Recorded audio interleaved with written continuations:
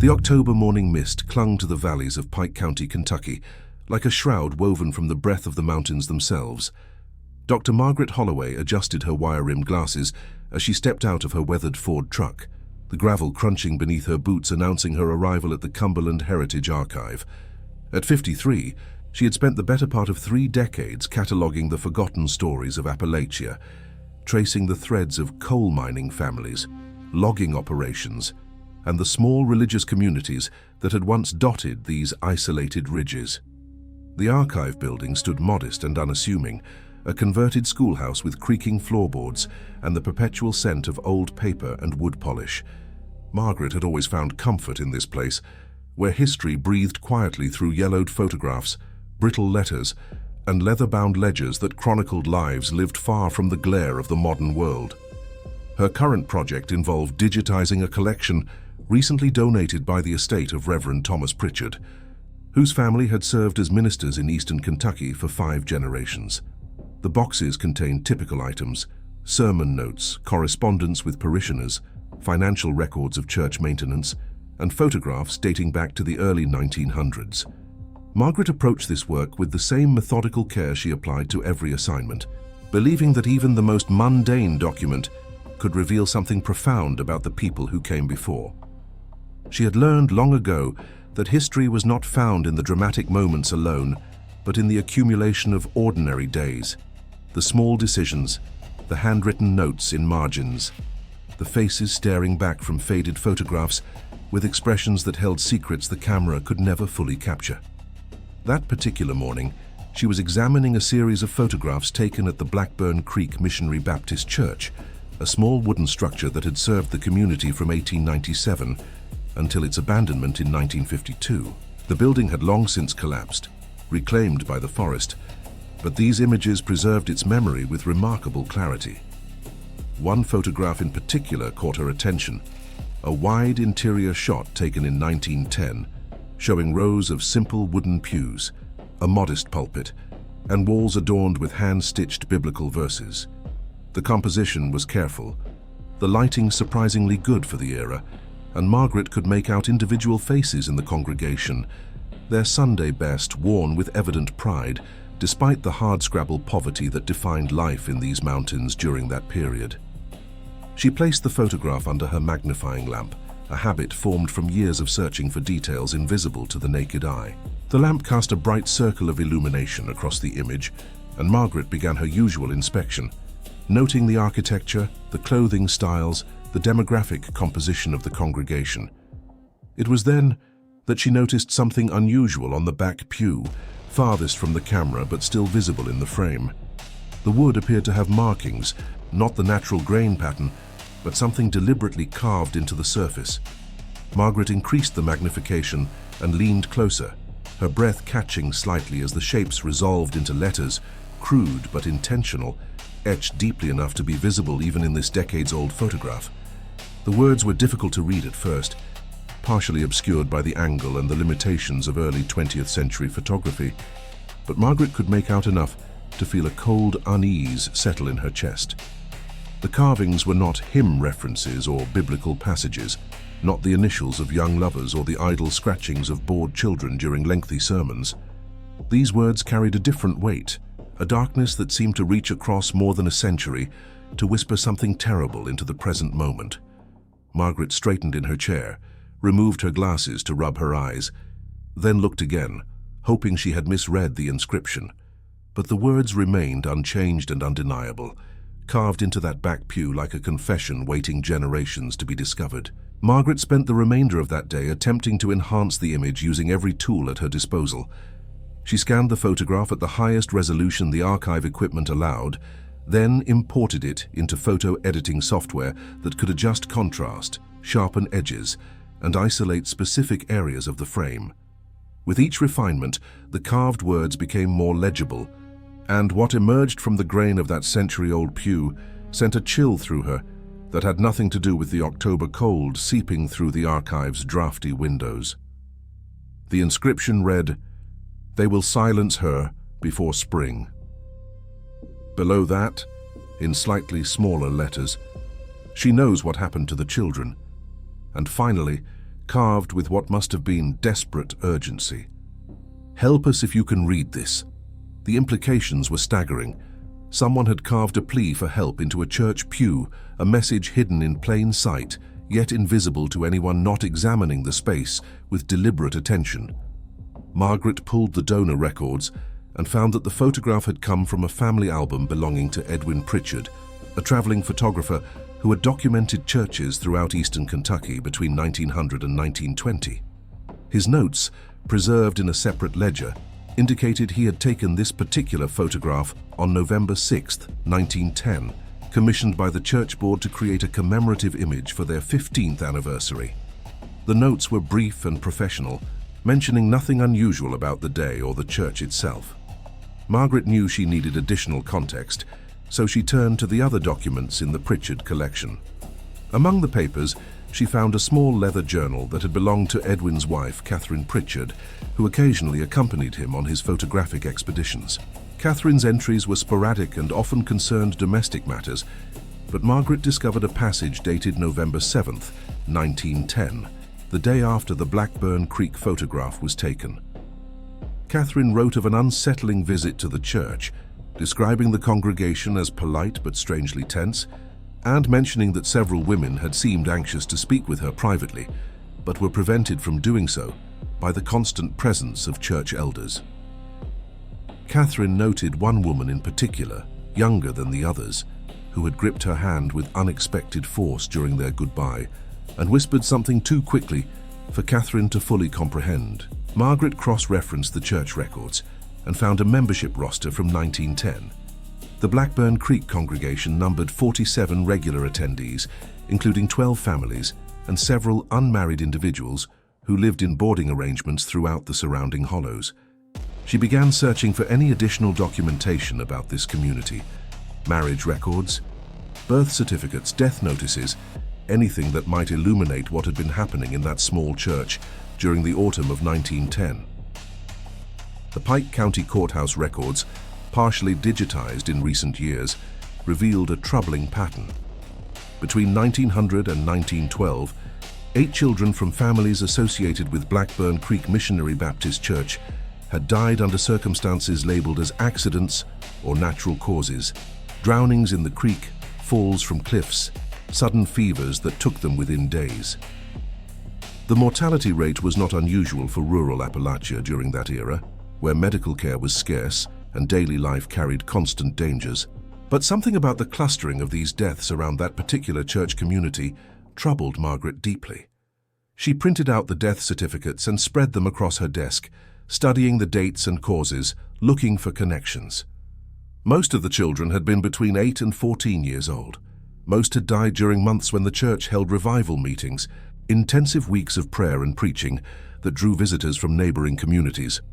And most significantly, 3 of the death certificates had been signed by the same local physician, Dr. Amos Weatherby, whose notes were perfunctory to the point of negligence, offering no real investigation into the circumstances surrounding each child's death. Margaret contacted the Kentucky Historical Society and requested access to any surviving records related to Dr. Amos Weatherby. Within a week, she received digital copies of his medical ledgers, donated years ago by his descendants, who had no idea of their potential significance. The ledgers confirmed her suspicions. Weatherby had been closely affiliated with Blackburn Creek Missionary Baptist Church, serving not only as the community physician, but also as a church elder and financial contributor. His entries regarding the deceased children were remarkably brief, lacking the detail he provided for other patients. One entry, dated April 1911, simply stated, "Child fell, injuries consistent, family consoled." The lack of medical specificity was striking, particularly coming from a physician who in other entries meticulously documented symptoms, treatments, and outcomes. Margaret knew she needed to identify the woman referenced in the pew carving, the one who apparently knew something about the children and was at risk of being silenced. She returned to Catherine Pritchard's journal, reading every entry from 1910 with renewed attention. In an entry from early December, 2 months after the church visit, Catherine mentioned receiving a letter from someone in Pike County, though she did not record the sender's name. The letter had disturbed her greatly, Catherine wrote, containing accusations about a prominent family and suggesting that terrible wrongs were being concealed behind a veneer of Christian respectability. Catherine's husband Edwin had advised her to destroy the letter and speak of it to no one, fearing that involvement in local disputes could damage his photography business and perhaps place them both in danger. The journal entries ceased after December 1910, and Margaret could find no further correspondence or documentation from Catherine Pritchard until resuming briefly in 1913 with mundane household observations. Those missing years nagged at Margaret. Had Catherine simply stopped writing, or had certain pages been removed from the journal? She examined the binding carefully and discovered that several pages had indeed been cut out, the remnants of paper still visible along the spine. Someone had deliberately removed portions of Catherine's record, and Margaret suspected it had been done either by Catherine herself or by family members after her death, protecting secrets that were deemed too dangerous or shameful to preserve. Margaret shifted her focus to genealogical records, tracing the families who had belonged to Blackburn Creek Missionary Baptist Church in 1910. She worked through census data, property records, and marriage licenses, building family trees and looking for patterns. One name appeared repeatedly in positions of authority: the Carver family. Josiah Carver had served as head deacon of the church from its founding in 1897 until his death in 1923. His son, Samuel Carver, took over the position afterward. The Carvers owned significant property in the area, including a lumber mill that employed many local men, giving them economic power that extended far beyond their religious influence. Margaret found photographs of Josiah Carver in the archive collection, a stern-faced man with a thick beard and cold eyes that seemed to assess the camera with calculation rather than warmth. As Margaret dug deeper into the Carver family history, she discovered that Samuel Carver's daughter, Lily, had disappeared in March 1911. The local newspaper, the Pike County Register, carried a brief notice stating that Lily Carver, age 19, had left to visit relatives in Virginia and would be absent from the community indefinitely. But Margaret found no record of Lily Carver ever arriving in Virginia, no marriage certificate, no death record, no census listing after 1910. The young woman had simply vanished from all official documentation, as though she had been erased from existence. Margaret felt her pulse quicken as she considered the timeline. The photograph taken in November 1910 showing the carved warning and Lily Carver disappearing just before spring of 1911, exactly as the inscription had predicted. Margaret knew she was approaching something dangerous, not physically but in terms of historical reputation and family legacy. The Carver name still carried weight in Pike County, and descendants of that family held positions in local government and business. She needed to proceed carefully, gathering irrefutable evidence before making any public claims about what might have happened at Blackburn Creek Missionary Baptist Church over a century ago. She reached out to colleagues at other institutions, sharing the photograph and asking if anyone had encountered similar cases of hidden messages carved into church furnishings or institutional spaces. The responses were mixed. Some historians dismissed it as likely nothing more than idle gossip carved by a troublemaker, while others encouraged her to investigate further, noting that women in isolated communities had historically used covert methods to communicate distress when direct appeals were impossible. Dr. Raymond Chen, a specialist in Appalachian social history at West Virginia University, provided Margaret with crucial context. He explained that religious communities in turn-of-the-century Appalachia often operated with virtually no external oversight, creating environments where abuse could flourish unchecked. Church leaders wielded enormous power, controlling not just spiritual life, but also social standing, economic opportunities, and even access to basic resources.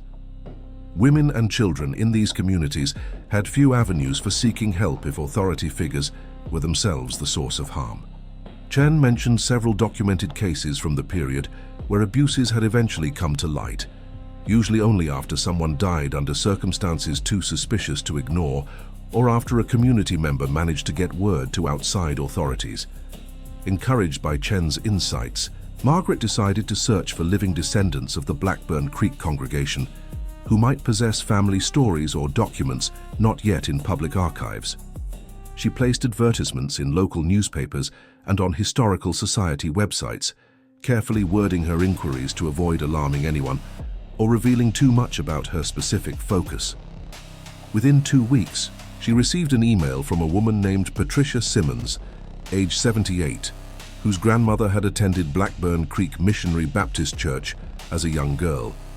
Patricia wrote that her grandmother, Nora, had rarely spoken about her childhood in Pike County, but in her final years suffering from dementia, she had occasionally made disturbing references to bad things that happened at church and a girl who tried to tell the truth. Margaret drove 3 hours to meet Patricia at her home in Lexington. The elderly woman greeted her warmly, apologizing for the cluttered state of her dining room table, which was covered with boxes of family papers she had pulled from storage after seeing Margaret's inquiry. Patricia explained that after her grandmother Nora died in 1997, the family had kept her belongings but never thoroughly examined them, assuming they contained nothing of historical significance. Now, prompted by Margaret's research, Patricia had spent days going through everything, and she had found something extraordinary: a letter written by Lily Carver in February 1911, addressed to Nora, which had apparently never been sent or had been returned undelivered. The letter was written in a hasty, uneven hand on paper that had yellowed and become brittle with age. Margaret held it carefully, her hands trembling slightly as she began to read. Lily Carver wrote that she was being kept at her family's remote cabin in the mountains, forbidden from attending church or speaking to anyone outside the immediate family. She explained that she had discovered her father and several other church elders were involved in something terrible, something that involved the children who had died. Lily wrote that the children had not died from accidents, but had been victims of something she struggled to name clearly, referring only to night rituals and punishments that went too far, and the belief among the elders that suffering purified the young and prepared them for salvation. She had tried to tell her mother, who had been horrified but too frightened of Josiah to act. Lily had carved the warning in the church pew during a Sunday service, hoping that anyone would see it and understand that help was desperately needed. The letter continued with details that made Margaret feel physically ill. Lily described how the church elders, including her father, had developed increasingly extreme interpretations of Scripture, focusing obsessively on passages about discipline, punishment, and the mortification of the flesh.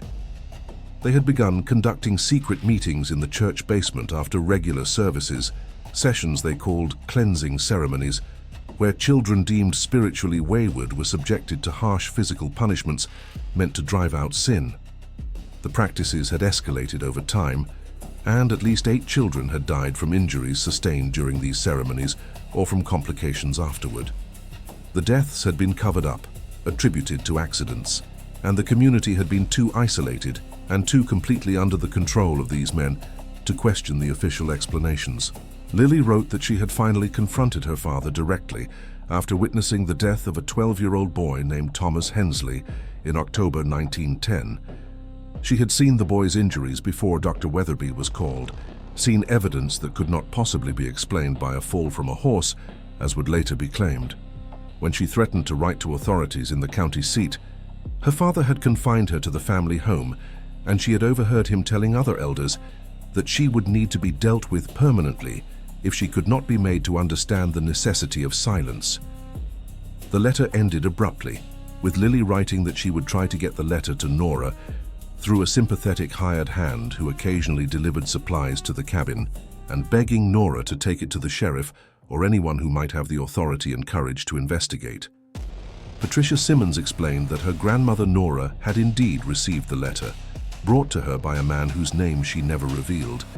But Nora had been only 13 years old at the time, living with parents who were themselves frightened of the Carver family's power. Nora had kept the letter hidden, too terrified to show it to anyone. And as years passed and she moved away from Pike County, married, and built a new life, the letter had remained buried in her belongings, a secret she carried until dementia loosened her carefully maintained silence. Patricia had tears in her eyes as she explained this, ashamed that her grandmother had not been able to act, but understanding the impossible position a child would have faced in that time and place. Margaret asked if Patricia would be willing to allow the letter to be examined by document experts and eventually displayed as part of a historical exhibit about the Blackburn Creek Church. Patricia agreed immediately, saying that her grandmother would have wanted the truth known, even if it came more than a century too late to save anyone. Margaret carefully photographed the letter, then placed it in an archival sleeve she had brought for preserving fragile documents. She felt the weight of responsibility settling on her shoulders. This was no longer simply an interesting historical puzzle. It was evidence of crimes, of children who had suffered and died, of a young woman who had tried to save them and had paid for that attempt with her own life. Back at the archive, Margaret worked late into the night, compiling everything she had discovered into a comprehensive report. She documented the carved warning in the pew, the suspicious child deaths, Dr. Weatherby's cursory examinations, the disappearance of Lily Carver, and finally the letter that confirmed the worst possibilities. She knew that publishing this information would cause enormous controversy. The Carver family descendants would likely deny everything, attack her credibility, and argue that she was sensationalizing tragic, but ultimately accidental deaths from a bygone era, when life was simply harder and more dangerous. But Margaret also knew that remaining silent would be its own form of injustice, a continuation of the cover-up that had allowed powerful men to escape accountability for their actions. Margaret reached out to the editor of the Journal of Appalachian History, explaining her findings and proposing a detailed article that would present the evidence systematically while avoiding sensationalism. The editor, Dr. Ellen Bradshaw, was immediately interested, but also cautious. She explained that the journal would need to have the documents examined by independent experts to verify their authenticity and would require Margaret to be prepared for significant pushback from the community and possibly from descendants of the families involved. Margaret agreed to all conditions, understanding that the stakes were too high to proceed without absolute certainty about the evidence. The authentication process took 3 months. Document analysts confirmed that the letter was indeed written on paper, manufactured in the early 20th century, using ink consistent with the period, and that the handwriting matched other known samples of Lily Carver's writing from school records that Margaret managed to locate. The photograph was examined by experts in early photography who confirmed it was an authentic image from 1910 and had not been manipulated. The carved words in the pew were analyzed through enhanced imaging techniques, and specialists determined they had been made with a simple blade, consistent with a pocket knife of the era, and the depth and weathering of the carvings supported the conclusion they had been made around the time the photograph was taken. Margaret also discovered one more crucial piece of evidence. While searching through property records, she found that the remote cabin where Lily Carver had been held was eventually sold by the Carver family in 1913 to pay debts after the lumber mill failed. The property had changed hands several times over the decades, and the cabin had collapsed sometime in the 1960s. But records indicated that when the property was sold in 1913, a grave was noted on the land, marked only with a rough stone. Margaret contacted the current owner, who gave permission for a small archaeological team to investigate the site. In May, just as spring turned the mountains green again, the team carefully excavated the grave and found skeletal remains of a young woman, approximately 20 years old at the time of death, buried in a simple wooden coffin that had mostly rotted away. Forensic analysis revealed that the young woman had died from a skull fracture consistent with a blow from a blunt object. There was no way to definitively identify the remains through DNA, as no confirmed descendants of Lily Carver existed for comparison, but the age, location, and circumstances all pointed to one conclusion. Margaret stood at the excavation site on a cool morning in June, looking at the place where Lily Carver had likely been buried after being murdered for threatening to expose the abuse happening at Blackburn Creek Missionary Baptist Church. The grave had been placed deliberately away from the family cemetery, unmarked and unmourned, an attempt to erase Lily from memory as thoroughly as she had been erased from official records. Margaret's article was published in September, exactly 11 months after she had first noticed the carving in the church pew photograph. The response was immediate and intense. Local news outlets picked up the story, and within days it had spread to regional and then national media. Descendants of the Blackburn Creek congregation responded in varied ways. Some expressed shock and demanded further investigation. Others, particularly those related to the Carver family, denounced the research as speculation built on circumstantial evidence and argued that Margaret was defaming the dead who could not defend themselves. Several historians and criminologists weighed in, with most supporting Margaret's conclusions and noting that the pattern of evidence was consistent with institutional abuse and cover-up. The Pike County Historical Society convened a special meeting to discuss the findings and determine what actions, if any, should be taken to formally acknowledge what had happened at Blackburn Creek Missionary Baptist Church. The meeting was contentious, with heated arguments about whether it was appropriate to revisit events from more than a century past and whether doing so would heal old wounds or create new divisions in the community. Margaret attended the meeting and presented her evidence calmly and thoroughly, emphasizing that her goal was not to shame descendants or sensationalize tragedy, but to honor the memory of the children who had died and the young woman who had tried to save them. After 3 hours of debate, the Historical Society voted to create a memorial marker to be placed at the site where the church once stood. The marker would acknowledge that children had died under suspicious circumstances at the church between 1900 and 1912, and that Lily Carver had attempted to bring those deaths to the attention of authorities before her own disappearance and presumed death. The wording was carefully negotiated to present facts without making accusations that could not be absolutely proven, but it was enough to ensure that the truth would be part of the historical record going forward. The decision sparked further debate in local newspapers and online forums. Some community members felt the memorial was necessary and long overdue, a recognition that historical truth matters, even when it is uncomfortable. Others argued that the memorial would unfairly tarnish the reputation of families whose ancestors might have been innocent of wrongdoing or unaware of what was happening. Margaret found herself at the center of this controversy, receiving both grateful messages from people who valued her research and angry letters from those who felt she had gone too far. One particularly moving response came from a man named James Hensley, a 72-year-old retired teacher living in Ohio. He wrote to Margaret explaining that Thomas Hensley, one of the children who had died in 1910, was his great-uncle. James had grown up hearing family stories about how Thomas died young in a tragic accident, and the family had always felt something was not quite right about the official explanation. His grandmother, Thomas's sister, had occasionally hinted that there were things about Thomas's death that the family did not speak about, secrets that were considered too dangerous or too shameful to voice. Now, more than a century later, James finally understood what his grandmother had been unable to say directly. He thanked Margaret for giving his great-uncle's death meaning and context, for proving that Thomas had not simply been careless or unlucky, but had been a victim of terrible abuse. Margaret visited the site of the former church in October, 1 year after she had first discovered the carved warning in the photograph. The forest had reclaimed the land completely, with only a few moss-covered foundation stones indicating where the building had once stood. The Historical Society had installed the memorial marker, a simple granite stone with a bronze plaque bearing the carefully worded acknowledgement of what had happened here.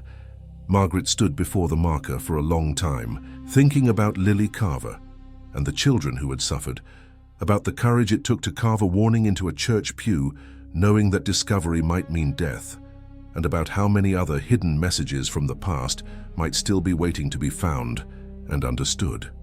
In the months following the memorial's installation, several other researchers contacted Margaret with similar cases they had encountered in their own work. Hidden messages in institutional settings, evidence of abuse that had been covered up or dismissed, voices that had been systematically silenced. She began to see her discovery at Blackburn Creek not as an isolated incident, but as one example of a much larger pattern, evidence of how power structures in isolated communities could enable terrible abuses, and how difficult it was for victims to be heard when those in authority were the perpetrators. Margaret started collecting these cases, building a database that she hoped would eventually form the basis for a broader study of institutional abuse in early 20th century rural America. The Cumberland Heritage Archive experienced a significant increase in visitors and researchers following the publication of Margaret's findings. People came specifically to see the original photograph, to examine the carved warning that had remained invisible for more than a century until someone finally looked closely enough to see it. The archive created a special exhibit about Blackburn Creek, displaying not only the photograph, but also Catherine Pritchard's journal, Lily Carver's letter, and information about each of the children who had died. The exhibit emphasized the importance of questioning official narratives and looking beyond surface appearances to discover hidden truths. Educational institutions began incorporating Margaret's research into discussions about historical methodology, source criticism, and the ethics of investigating sensitive historical topics. She was invited to give lectures at universities across the region, speaking not only about the specific case of Blackburn Creek, but about the broader principles her work illustrated. That history is not neutral or complete, that marginalized voices require active searching to recover, and that even the most carefully constructed cover-ups often leave traces for determined investigators to find. Students were particularly moved by Lily Carver's story, seeing in her a model of courage and moral clarity that transcended the century separating her time from theirs. Margaret also worked with forensic genealogists to attempt to identify living relatives of the children who had died at Blackburn Creek. This proved challenging, as many of the families had scattered after leaving Pike County, and records were incomplete. However, they successfully traced descendants of 4 of the 8 children, and Margaret contacted each one personally to share what she had discovered. The reactions were varied but generally characterized by a sense of relief that long-held family suspicions or unspoken questions finally had answers. Several of the descendants expressed interest in contributing to a fund that would maintain the memorial site and support further research into similar cases. The Carver family descendants remained divided in their response. Some accepted the evidence and acknowledged that their ancestor Josiah Carver had likely been involved in terrible actions, expressing shame but also appreciation that the truth was finally known. Others continued to dispute the findings, arguing that the evidence was inconclusive and that Margaret had allowed her desire for a dramatic narrative to color her interpretation of ambiguous historical sources. One grandson of Samuel Carver, Josiah's son, published a lengthy rebuttal attempting to cast doubt on the authenticity of Lily's letter and suggesting alternative explanations for the child deaths. Margaret responded with patience and detailed counterarguments, but she recognized that some people would never accept conclusions that challenged their understanding of their family history. 2 years after her initial discovery, Margaret returned to the Pritchard collection to complete the cataloging work she had set aside when the Blackburn Creek investigation took over her professional life. She was nearing the bottom of the last box when she found a small envelope she had previously overlooked, wedged between the pages of a ledger. The envelope contained a letter from Edwin Pritchard to his brother, dated March 1911. In it, Edwin wrote about his wife Catherine's declining health and spirits, which he attributed to the distressing letter she had received from Pike County months earlier. Edwin mentioned that Catherine had been unable to let go of what she had learned, that it haunted her, and that she felt profound guilt for not acting more decisively to help the person who had reached out to her. The letter revealed that Catherine had in fact tried to contact authorities about the situation at Blackburn Creek, writing to the Pike County Sheriff in January 1911. According to Edwin, the sheriff had responded dismissively, suggesting that Catherine had misunderstood local customs and that the church community was well regarded and led by respectable men. The sheriff's letter, which Catherine had kept, was also in the envelope. It was a brief, condescending note that made clear he had no intention of investigating the matter further. Reading this, Margaret felt a deep sadness for Catherine Pritchard, who had tried to help but found herself powerless against the combination of geographic isolation, institutional indifference, and the protective networks that powerful men could mobilize to shield themselves from accountability. Margaret included this new information in a follow-up article that examined not just what had happened at Blackburn Creek, but why it had been allowed to happen.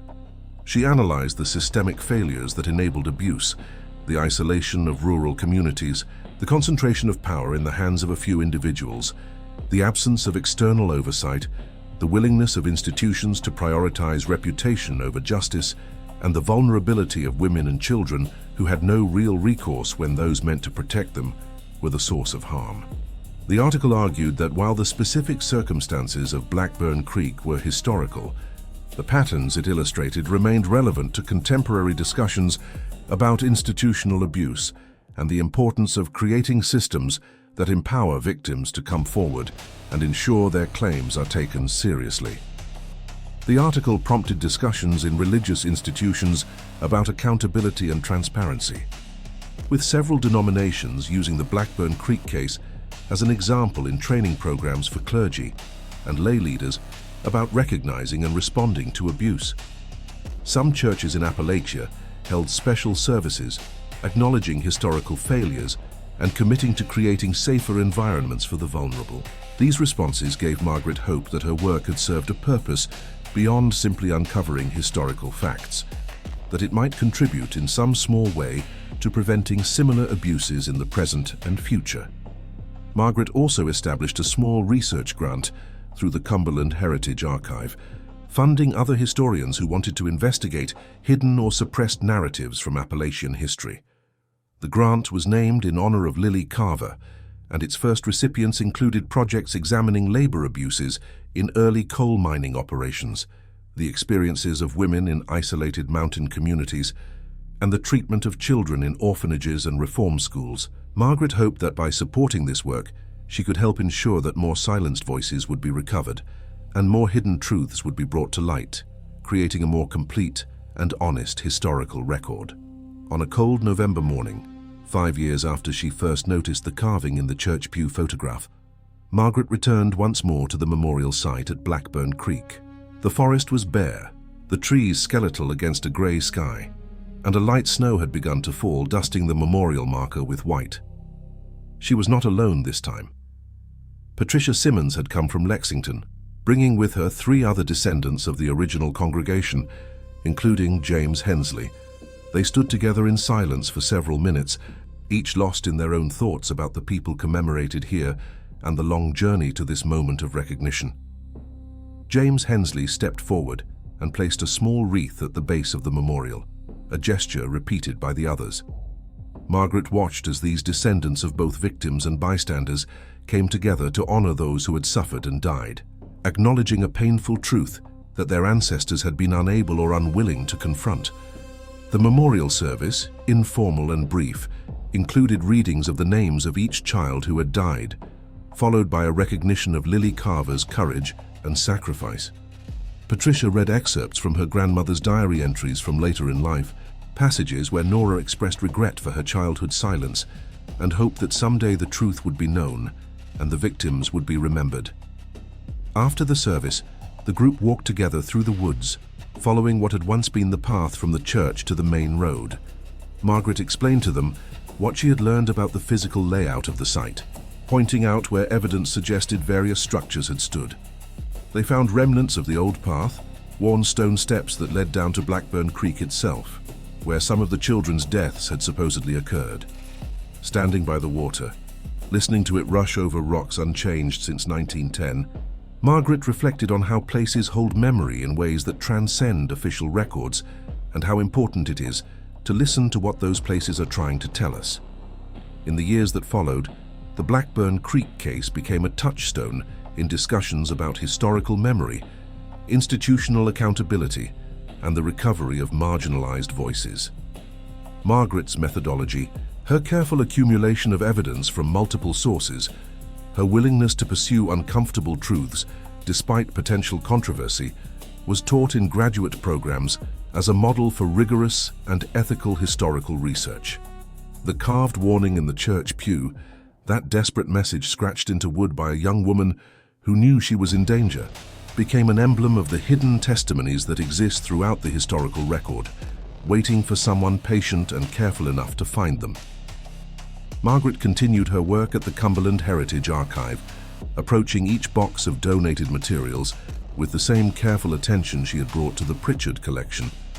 She never forgot the lesson of Blackburn Creek, that every photograph, every letter, every seemingly mundane document might contain within it a story that desperately needs to be told, a voice that has been waiting generations to be heard.